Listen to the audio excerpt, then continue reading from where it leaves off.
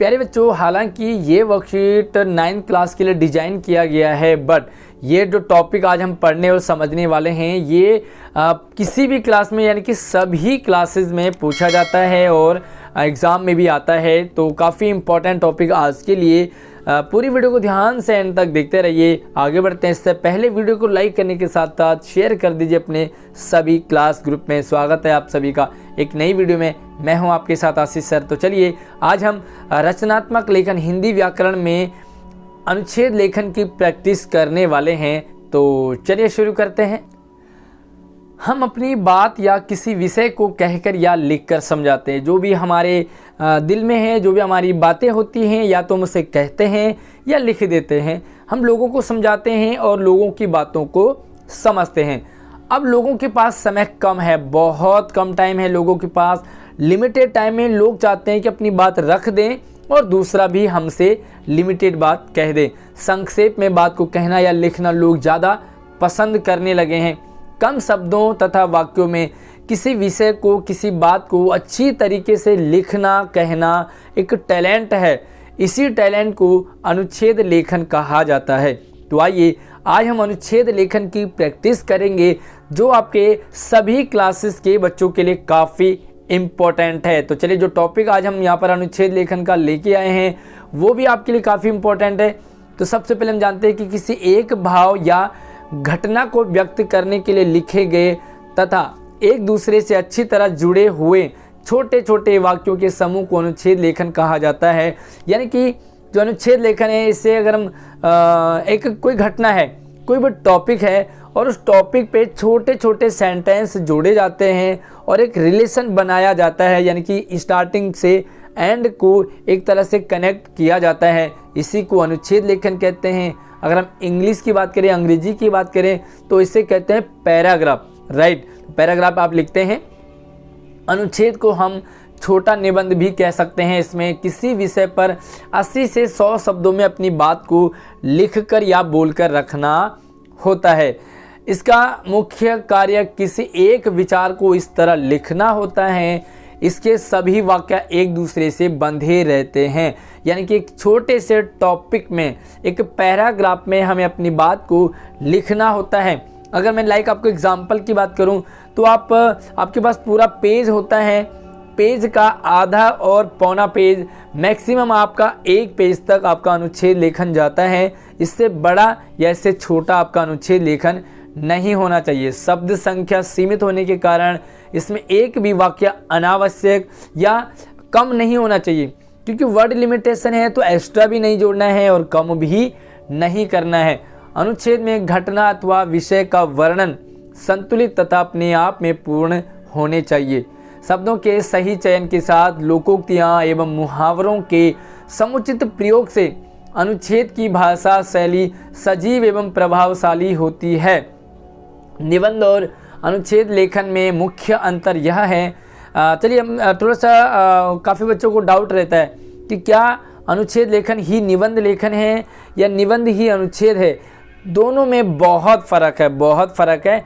काफ़ी सारे चैनल पे आपको काफ़ी सारे टीचर्स आपको अनुच्छेद लेखन को निबंध लेखन ही बताएंगे, बट हमारे चैनल पर आपको सही जानकारी मिलेगी। इसलिए आप चैनल को सब्सक्राइब नहीं किया तो अभी कर लीजिए।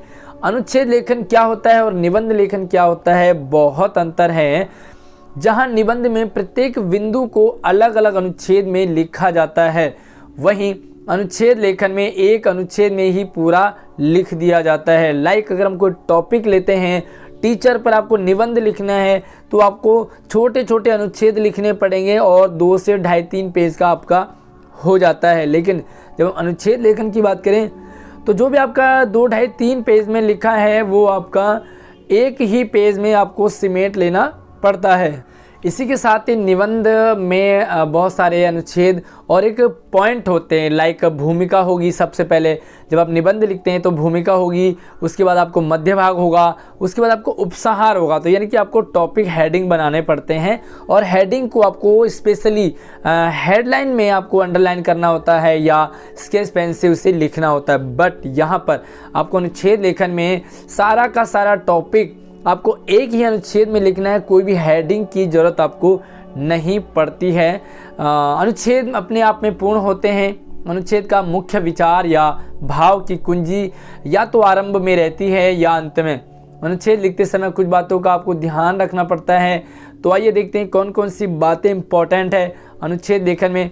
सबसे पहला आप देखें, अनुच्छेद लिखने से पहले उसकी रूपरेखा, संकेत बिंदु आदि मन में बना लेना चाहिए। जो भी अनुच्छेद आप लिख रहे हैं, टॉपिक लिख रहे हैं, जो भी आपको लिखना है पैराग्राफ, सारा का सारा आपका माइंड में फिट हो जाना चाहिए कि मैं क्या लिख रहा हूँ, मुझे क्या लिखना है। अनुच्छेद में विषय के किसी एक ही पक्ष का वर्णन करें। जो भी टॉपिक है ना, एक ही पार्ट, ये नहीं कि आपने खिचड़ी पका दी, कुछ भी समझ नहीं आया। लिमिटेड है तो लिमिटेड में आपको लिमिटेड बातों को ही वहाँ पर रखना होगा। भाषा बड़ी सरल होनी चाहिए, स्पष्ट होनी चाहिए और प्रभावशाली होनी चाहिए। एक ही बात को बार बार नहीं दोहराना है आपको।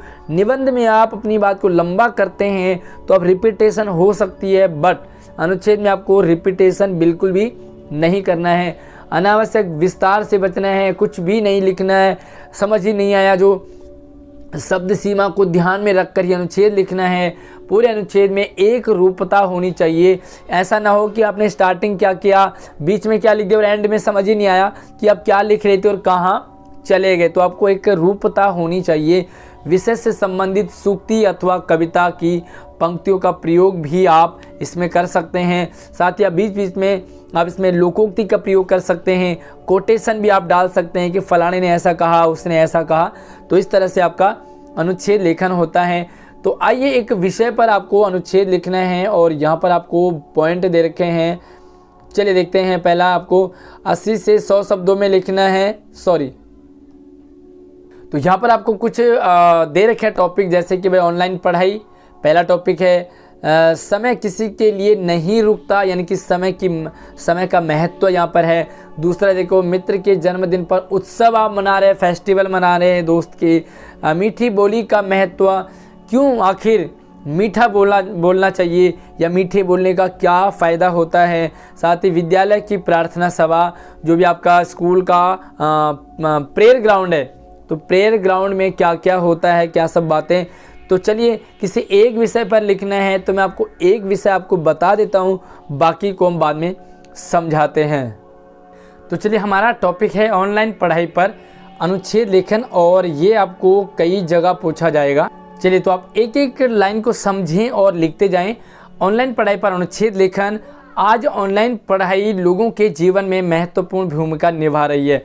आप देख रहे हैं सिचुएशन बड़ी ख़राब चल रही है, इसमें ऑनलाइन पढ़ाई, आप मुझसे पढ़ रहे हो तो ये ऑनलाइन पढ़ाई है। लाइक आप घर में बैठे हैं, मैं घर में बैठा हूँ, फिर भी हम आपस में एक दूसरे से जुड़े हैं। तो यही है आपकी ऑनलाइन पढ़ाई। ऑनलाइन पढ़ाई शिक्षा का एक ऐसा माध्यम है, एक ऐसा साधन है जहाँ शिक्षक दूर से और दुनिया के किसी भी कोने से इंटरनेट के माध्यम से जुड़ सकता है। आप इन टीचर से कहीं से भी जुड़ सकते हैं, किसी भी टीचर से जुड़ सकते हैं। लाइक यहाँ पर ऐसा नहीं है, मैंने यहाँ पर यूट्यूब पे वीडियो बनाया, कोई भी बच्चा सब्सक्राइब कर सकता है, कोई भी बच्चा इसे कहीं भी शेयर कर सकता है, यानी कि कोई लिमिटेशन नहीं है, कोई बाउंड्री नहीं है। कोई भी टीचर यहाँ पर किसी भी कोने से पढ़ा सकता है, साथ ही कोई भी बच्चा कहीं से भी पढ़ सकता है। Teachers Skype, Zoom, Google Meet इत्यादि ऐप के जरिए वीडियो कॉल करते हैं, कि वीडियो के माध्यम से जो आप वीडियो देख रहे हैं, वीडियो के माध्यम से पढ़ाते हैं। और बच्चे लैपटॉप, कंप्यूटर, फ़ोन पर टीचर शिक्षक को देख करके, सुन करके पढ़ाई करते हैं। शिक्षक बच्चों को पढ़ाने के लिए कंप्यूटर पर स्क्रीन शेयर भी करते हैं। लाइक मैं यहाँ पर आपको स्क्रीन शेयर कर रहा हूँ, मैं भी आपको दिखाई दे रहा हूँ, बट मेरी स्क्रीन भी आपको दिखाई दे रही है, जिससे बच्चे घर बैठे शिक्षा प्राप्त करते हैं। जैसे कि लाइक यू, आप घर में बैठे आप इसे देख रहे हैं, पढ़ रहे हैं। कोरोना के दौरान थोड़ा सा हमने ऑनलाइन पढ़ाई को थोड़ा सा हमने इसे और बढ़ाया। कोरोना के दौरान जब स्कूल कॉलेज सब बंद हो गए, तब ऑनलाइन पढ़ाई ही एकमात्र सहारा था, तथा पठन पाठन का इसके सहारे पठन पाठन का है ना, एकमात्र सहारा था पठन पाठन का।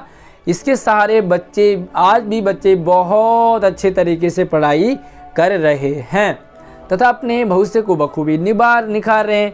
भाई आज भी स्कूल बंद है, आप देख रहे होंगे फिर से बंद हो गया, तीसरी लहर आ गई। तो स्कूल बंद हैं, खुल रहे हैं, बंद हैं, खुल रहे हैं। ऑनलाइन पढ़ाई पर इसका कोई भी फ़र्क नहीं पड़ता है। वस्तुतः ऑनलाइन पढ़ाई के कुछ नुकसान भी हैं, फिर भी इसने शिक्षा की कड़ी को एक विषम परिस्थिति में भी कमज़ोर नहीं होने दिया। ऐसी सिचुएशन आई, सारे स्कूल बंद हो गए, पढ़ाई की हालत ख़राब हो सकती थी, बट ऑनलाइन पढ़ाई ने वो जारी रखा, यानी कि उसे ख़राब नहीं होने दिया। इस तरह ऑनलाइन पढ़ाई शिक्षा के क्षेत्र में बहुत ही सस्ता और अच्छा साधन है। देखो, आप मेरे चैनल पे आप देख रहे हैं, पढ़ रहे हो, कोई भी चार्ज नहीं लगता, यहाँ पर कोई फ़ीस मैं आपसे नहीं ले रहा हूँ, फिर भी आप हमसे जुड़े हैं, हमसे पढ़ रहे हैं। और यहाँ पर हमारे स्कूल के बच्चे नहीं बल्कि पूरी दिल्ली के बच्चे, पूरे इंडिया के बच्चे और इंडिया से बाहर के भी बच्चे हमारे इस चैनल से पढ़ते हैं और लाभ लेते हैं। वास्तव में अगर ऑनलाइन पढ़ाई का कोई माध्यम साधन ना होता तो शिक्षा की क्या स्थिति होती, कल्पना से भी रूह कांप जाती है। सोचो, अगर ऑनलाइन पढ़ाई ना हो तो क्या हालत होती, क्या हो जाता। तो ये था ऑनलाइन पढ़ाई पर अनुच्छेद लेखन। इसके अलावा आप दूसरे जो टॉपिक है उन पर भी लिख सकते हैं।